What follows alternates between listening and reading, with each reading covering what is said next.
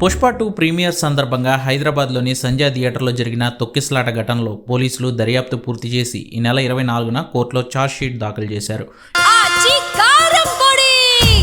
అదరగొట్టే కారం రంగు రుచి ఆచి కారం పొడి. ఈ మేరకు Hyderabad police commissioner Sajjanar అధికారిక ప్రకటన చేశారు.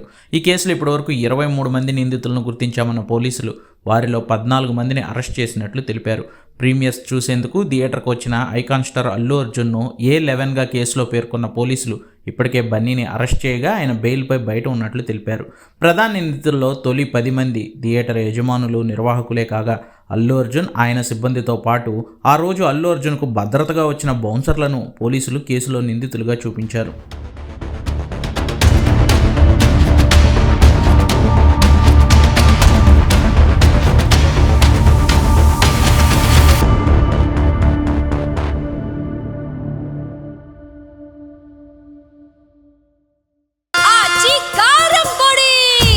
అదరగొట్టే కారం రంగు రుచి ఆచి కారం పొడి.